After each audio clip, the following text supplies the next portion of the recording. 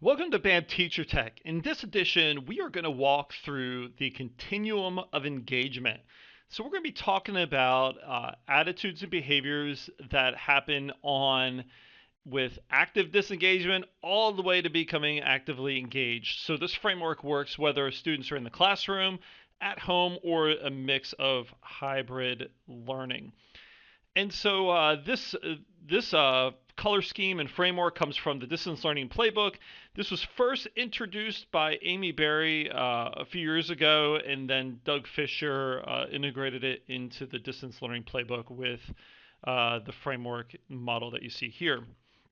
So let's get into this. And so we're going to talk about what it means to be disengaged. So there's three levels of disengagement. The first level is disrupting, and so this is very active, and we know what this type of disengagement looks like. It's distracting others and disrupting the learning. So this is when a student will either unmute their mic and say random off-topic jokes, make jokes during class, talk to friends, get people distracted off of group work, walking back in the classroom to make an announcement. I mean, so we're very familiar with this type of disengagement, but there's actually two other types of disengagement that we're going to talk about.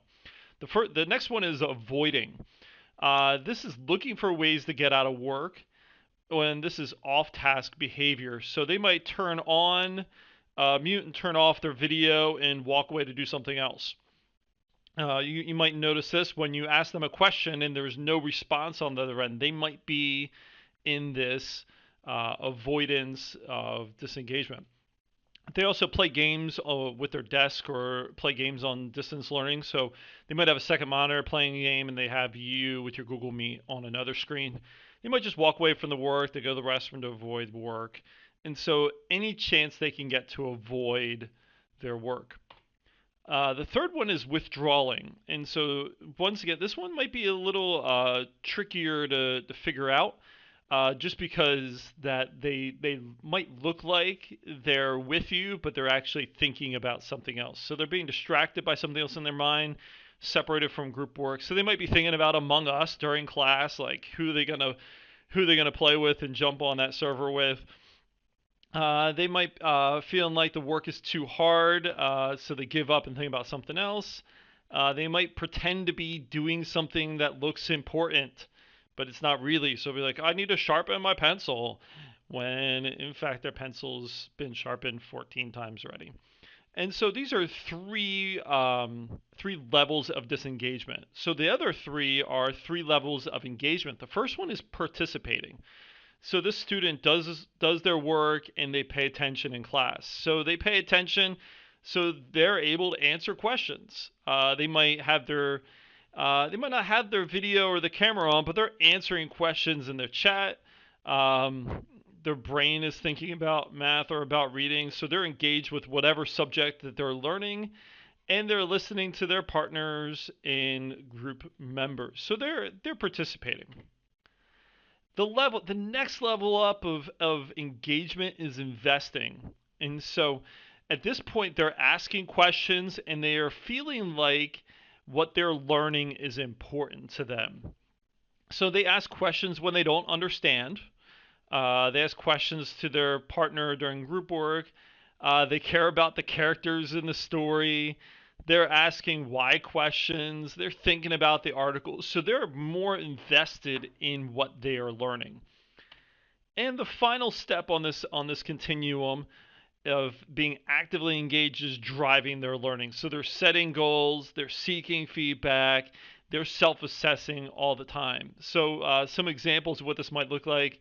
Let me look at level 3 examples so I can try to write like that the next time. So they're trying to level up their learning. They might ask the teacher what they did wrong in their math problem. They're asking themselves at the end of the lesson if they got it or not.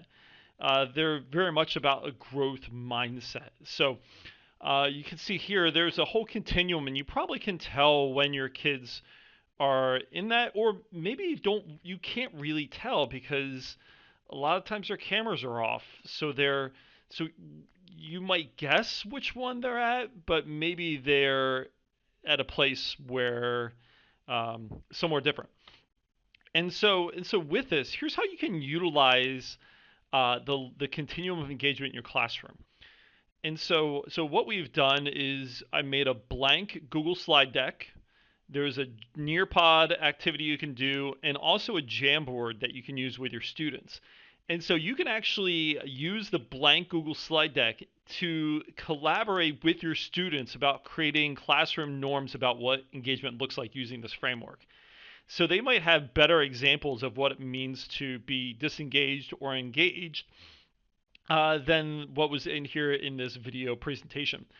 You can also have students reflect on their levels of engagement weekly. So you might ask them, be like, hey, based off of what you've done this week, can you rate your level of engagement? And that might be something interesting to track over time, because maybe if they're really engaged for one unit and then all of a sudden they're not engaged with another unit, it might be a really great time to have a conversation. Be like, hey, how can we work together to increase your engagement in this class?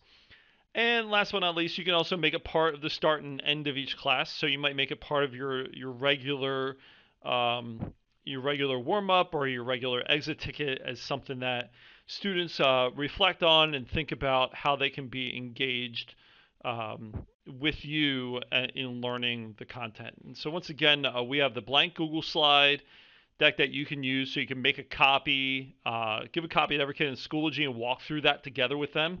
There's also a Nearpod, so you can do a teacher-led session where they can put little sticky notes up as far as what they're thinking about for each one of these, and also the same thing with the Jamboard, so you can utilize that in your Google Meet, and kids can put their stickies and their thoughts there. So if you have any questions, feel free to reach out. My email is william.peterson@lcps.org. You can also follow me on Twitter @BAMTeacherTech. And thank you so much for watching this video about the continuum of engagement.